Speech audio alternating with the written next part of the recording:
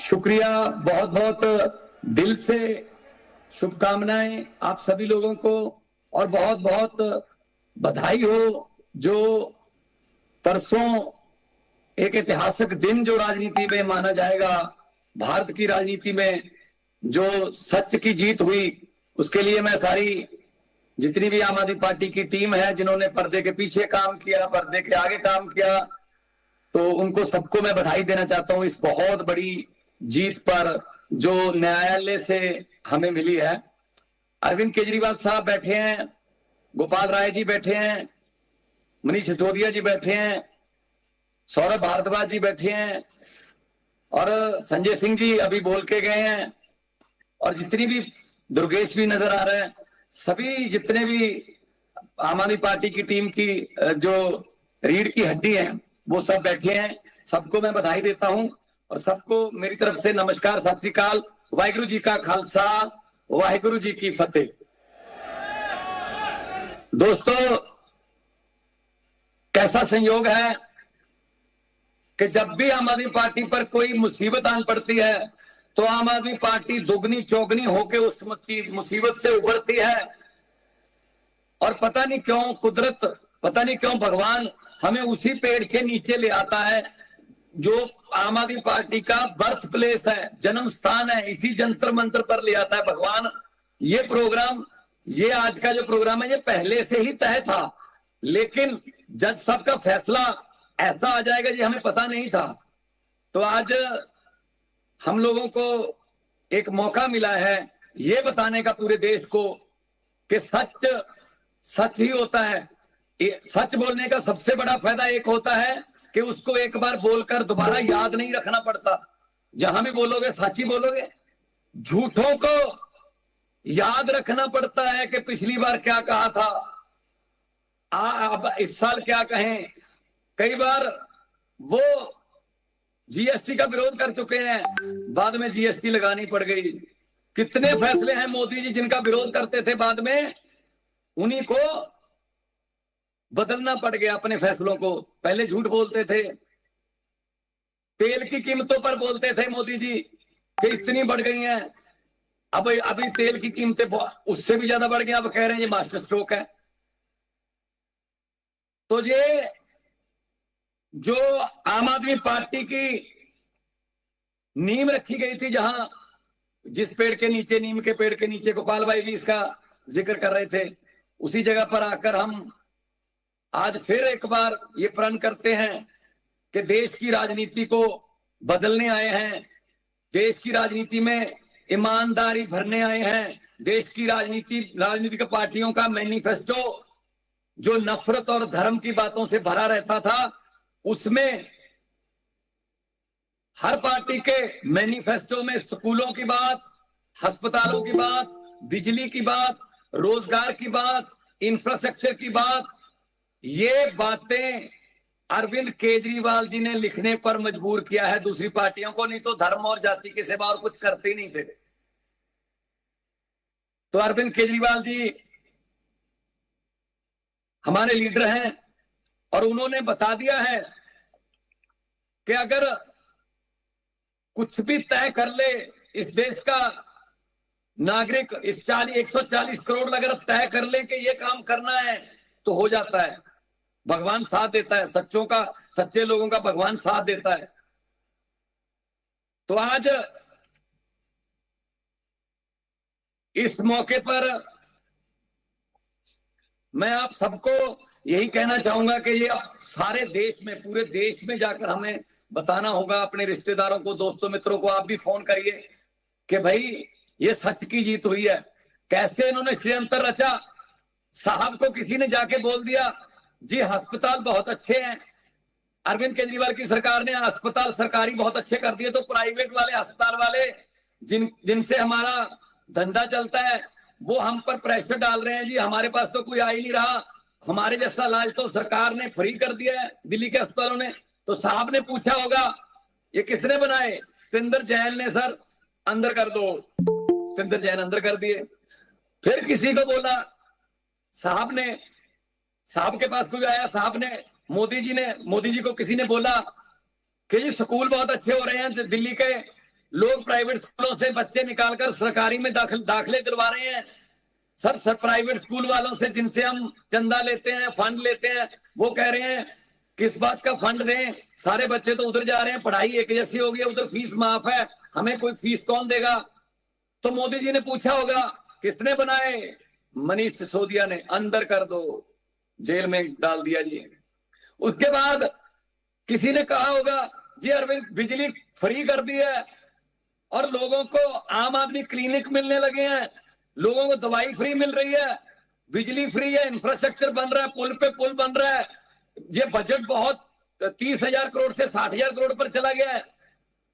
तो sir election में हमें जाना मुश्किल हो जाएगा, किस मुंह से जाएंगे। तो मोदी जी ने कहा होगा कोई घोटाला ढूंढकर अरविंद केजरीवाल को भी अंदर कर दो, उसकी टीम को अंदर कर दो, अंदर कर दिए सारे। तो लेकिन पेशी भुगतना बहुत मुश्किल है। हमारे देश में जो सजा होती है वो शायद इतनी कड़ी नहीं होती, लेकिन तारीख पे तारीख, तारीख पे तारीख, तारीख पे तारीख बहुत मुश्किल होती है, वही सजा होती है असल में। बहुत तारीखें भुगती अरविंद जी। जिस वक्त सारी पार्टी का थिंक टैंक अंदर था, आप पांचों नेता अंदर थे, मुझे पता है कि उन दिनों में जालंधर का बाई इलेक्शन आ गया और कोई भी डिसीजन मेकिंग अथॉरिटी जो थी हमारी, उसमें सारे जेल में थे, मुझे पता नहीं चल रहा था कि अब कैसे करें, क्या करें। फिर भी हम बी टीम जो हमारी थी, हमारा बैकअप टीम थी, उनके साथ मिलकर काम चला रहे थे।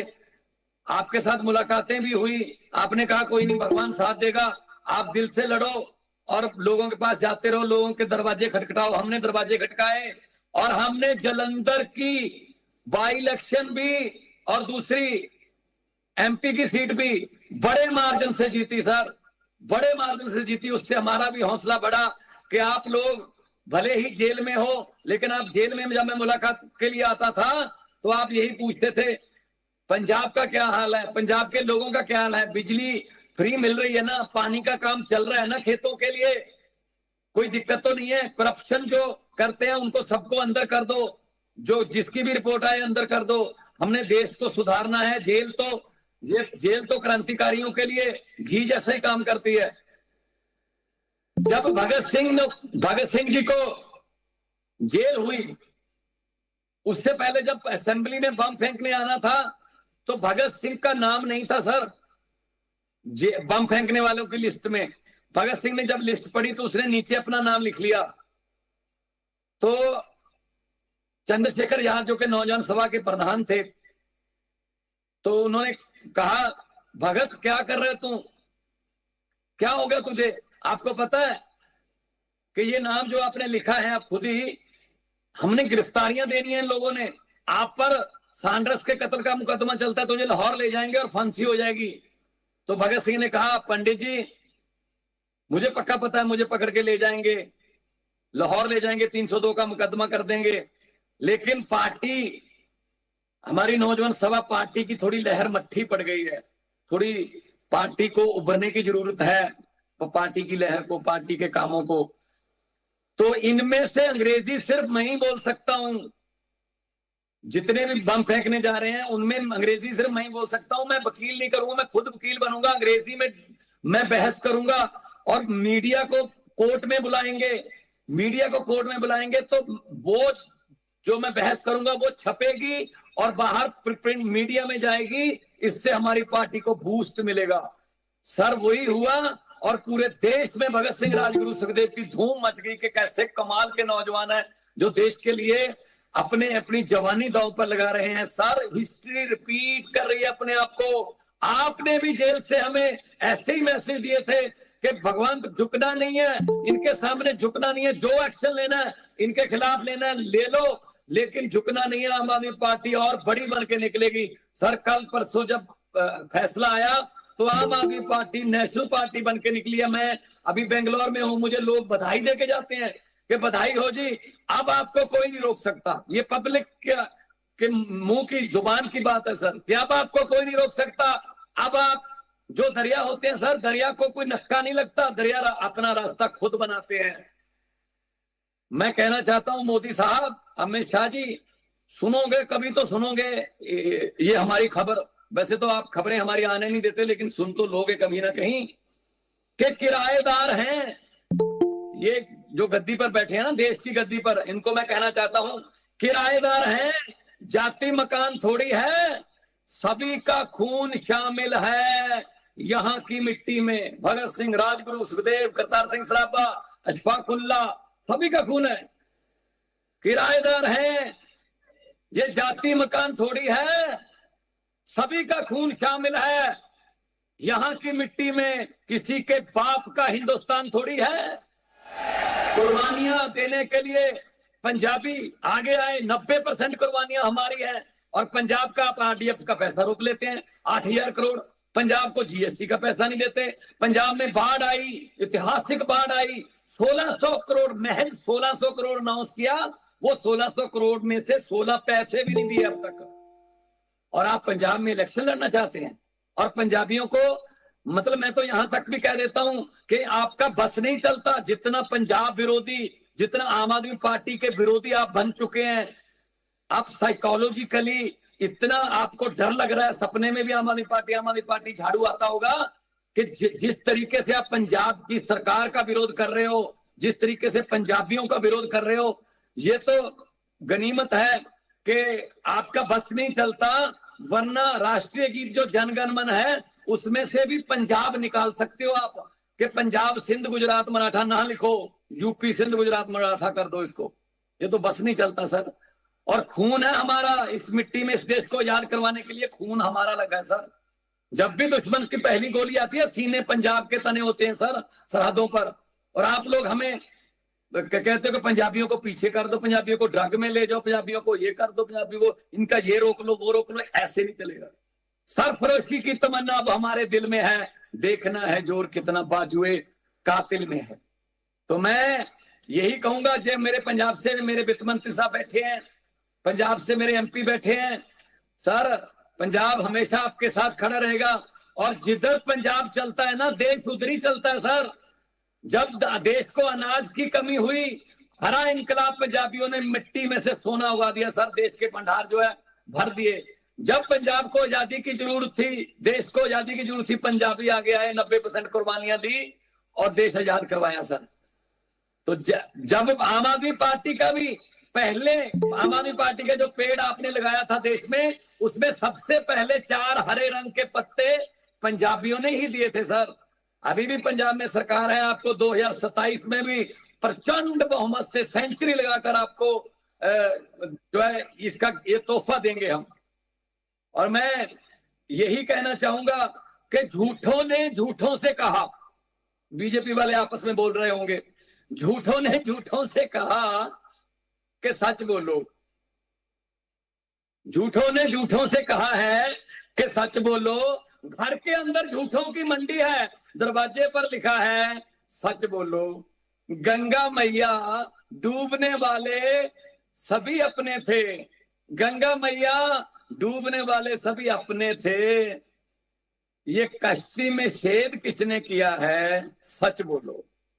तो सच बोलने की कीमत तो चुकानी पड़ती है, लेकिन सच का सूरज कभी छुपता नहीं है सर, और बादलों में छुपकर सूरज वो ऐसे रहता नहीं है, वो निकल ही आता है। अरविंद केजरीवाल साहब, मनीष जी और जितने भी हमारी टीम बैठी है, पंजाब की तरफ से हम आपको एक चट्टान जैसा हौसला देने के लिए यहाँ पे उपस्थित हुए हैं। आप लोग आगे बढ़िए, हम आपके साथ हैं।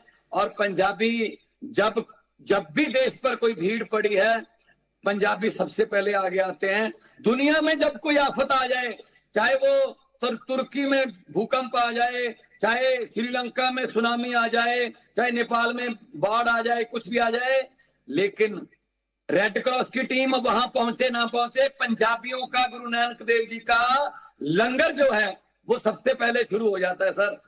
सो हम लोग सर्वत्र का भला मांगने वाले लोग हैं, हम लोग कुर्बानियों वाले लोग हैं। गुरु तेग बहादुर साहब का 350वां आप लोगों ने जिस तरीके से शिद्दत से दिल्ली में भी मनाया, उसके लिए सैल्यूट करते हैं सर हम आपको। और हम लोग हिंद की चादर गुरु तेग बहादुर, हिंदू धर्म को बचाने के लिए, कश्मीरी पंडितों की आबरू इज्जत बचाने के लिए गुरु साहब ने कुर्बानी दी है। तो हम लोग हमेशा सच के साथ खड़ेंगे।